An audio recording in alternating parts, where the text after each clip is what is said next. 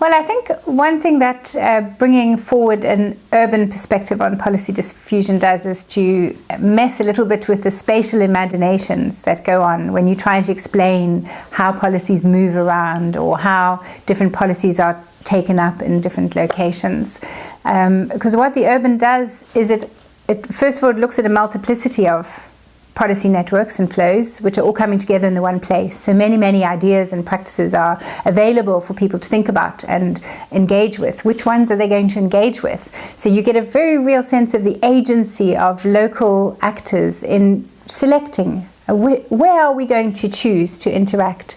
And I saw this very directly in Johannesburg, where the people involved in the city strategy and in the international relations policy, they were very astute in deciding which policy networks they were going to involve themselves in. Of course, Johannesburg is a very popular place for policy learning and policy diffusion for international agencies, because they're very skilled, very resourced, but also have a lot of problems. So they had a lot of demands on their time. So they picked where were they going to interact, and amongst others they picked Metropolis, for example, or UCLG as really fertile places to engage. They chose selected cities in the world from whom they felt they could learn well to try and consolidate their learning. So you get that sense of the potential of the local actors to really engage proactively in learning. But what you also see is a spatiality which is not just about a policy leaving one place, being launched into the world, traveling along some sort of route or disseminating through a network and then arriving somewhere. What I felt when I was looking at policy learning in Johannesburg was the value of turning that question around, thinking, how are policies arrived at? Not how do they arrive, but how do we come to formulate a policy? And there again, you're looking at people operating across many different kinds of policy networks and trying to come up with ideas which in the end become very much their own. They start off as policy ideas that their own, ideas that are already in a locality, and they work with them to invent their own particular approach. So I think for me that was, it highlights the complex spatialities of how things arrive. So something might arrive as what you read on a page or in the internet. It might be a memory that you recover from some long time ago. It just pitches up. Or something that really impressed you. It's like a shining example. It sticks with you. Sometimes you might forget that you already knew something and think it's completely new. And then I also found local actors using very strategically locations which are well known for a certain policy to reinvent something they knew very well. So in Johannesburg, for example, Phil Harrison at the University of Witwatersrand has written about this. They knew very well how to do in situ upgrading in Johannesburg, how to try and support informal settlements towards regularization and service delivery and so on. But in order to convince the politicians, had to take them on a trip to Brazil to go and find out how to do your favela upgrade strategies and so on, and to bring those ideas back to Johannesburg. So there's a kind of complex recursive learning across scales through different networks in often quite hidden and mercurial ways. So I think in focusing on the urban scale, we bring a set of different kinds of explanations and spatialities into view in the story of policy diffusion.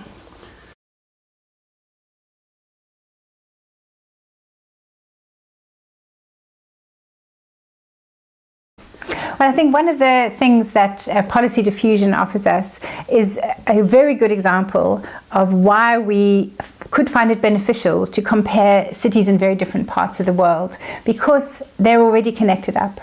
So places like Sao Paulo and Johannesburg already have connections through policy learning, for example. Many places are connected through other networks and flows, such as investment, or shared imaginations about being a global city, or different fascinations with certain models of development, for example. So all sorts of things connect different cities.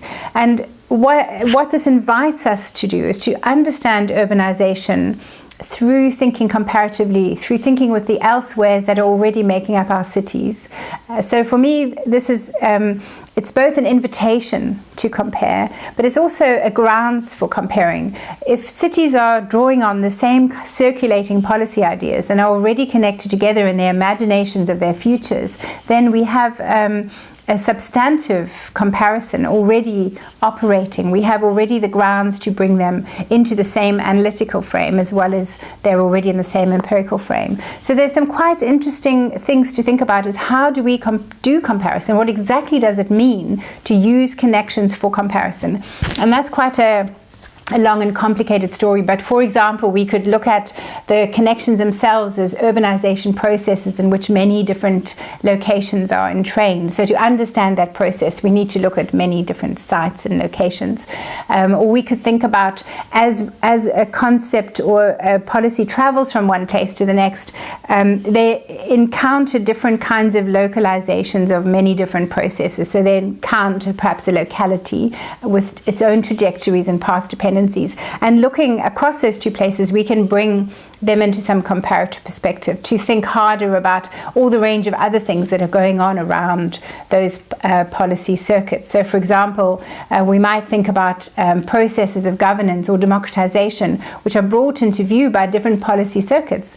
So work, for example, such as your own on participatory budgeting, intersects differently with different governance systems, with different openings to democratization, with different relations between citizens and the state. So we can start to do some strong analytical work about features of cities which are exposed by following connections to very different kinds of contexts. So we might open up a comparison which looks at most extremely different places and finds that productive because we have got the thing in common, the connection in common. So for me, there's a very strong relationship between the invitation and potential of comparison and policy circuits.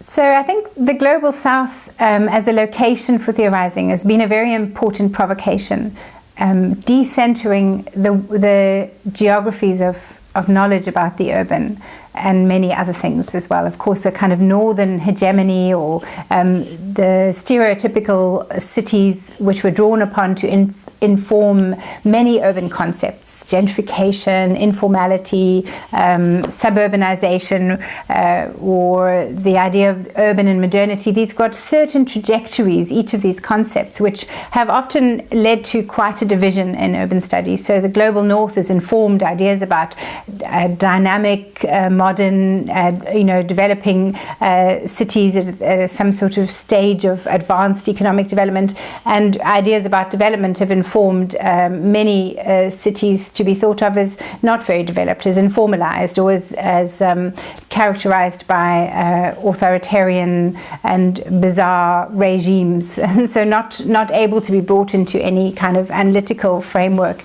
But I think now we see through the circuits of policy mobility, for example, through a wider interest in urbanization as highly globalized, the cutting edge of urbanization being very much in Asia, Africa, South America being a highly urbanized context. It's not possible to think the urban outside of this global frame of reference. So we have to really transform analyses of the urban now. And in some ways, the sort of figure of the Global South is a starting point for that. It's to index what is eccentric, what hasn't informed those analyses to date, and it gives a lot of push to building theorizations from different contexts. But my argument, I think, based on the discussions that we've just had around the sort of complex interconnections among cities, the value of comparative thinking across places that are already interconnected, this suggests to me that the Global South is only a starting point for indexing what we need to do to build a more global urban studies. What we need to do really is to, of course, be able to start from anywhere, and to be able to build knowledge in different contexts, but to be able to track and extend our understandings in any direction. The Global South very quickly fragments into very different kinds of contexts. Close links between images of development in certain global north contexts and, say, China become very apparent as you start to draw those analyses and comparisons. We've been looking across Shanghai, Johannesburg, and London, and we find a lot of shared understandings about how to do development through realizing land value, for example, or the imagination of the kind of urban future that is being looked for is often quite shared. So my sense is that we have to globalize urban studies, and in that sense a comparative imagination becomes more also of a theoretical guidelines. That is the way in which we can build understandings across different elements of the urban, linking fragments of cities together to build an analysis of specific urbanization processes, fragments that we might not have put together if we were working on a global south v north understanding. So even some of the poorest African cities bring into their the urban studies the sort of very ambitious large-scale developments, which we could think of only in a global south context as being a waste of resources and diverting energy from the very poor, which is what some analysts argue. Or if we place that fragment of the city alongside large-scale developments in Shanghai or London, we start to see a different analytical possibility opening up by placing so-called global south contexts alongside so-called global north contexts. So for me, I think there's another layer to the globalization of urban studies, though, which is about the infrastructure of producing knowledge and whose voices are heard in the production of knowledge. And I think Africa is a very good, the most extreme case perhaps of scholars who are not participating at the moment in the circulation of so-called international knowledge about the urban.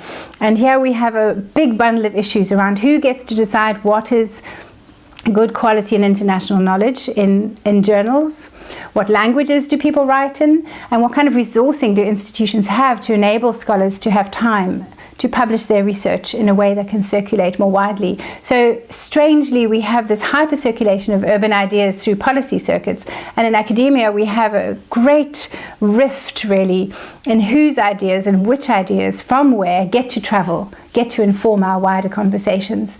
And I think it's not feasible to really press an agenda of globalizing theory without thinking about the infrastructure of academic labor and the voices that are able to be presenced into that conversation.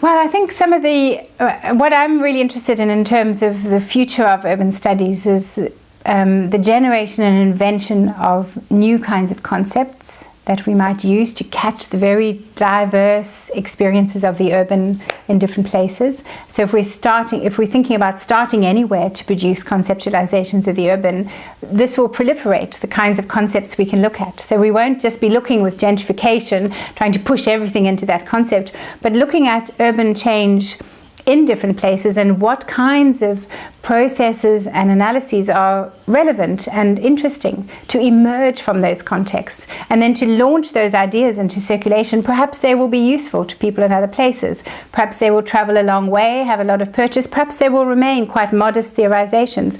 And that, I think, is the change in theoretical project that I'd like to see, is that people become more innovative, listening to each other's ideas, but perhaps more modest in their claims and hopes for their concepts, so that we don't dominate, from our one point of view, we don't impose certain conceptualizations, which was a problem with the kind of global north theory. So this is my call to younger scholars would be to embrace this potential to find your theoretical voice, to invent concepts from your context, to seek to spread them out, but also to be very willing to listen to the limits of the potential of your ideas and to listen to good ideas coming from other places. So I'm sort of interested in changing the power relations and the shape of the conversation we have about the urban. That would be my hope for the future of urban studies.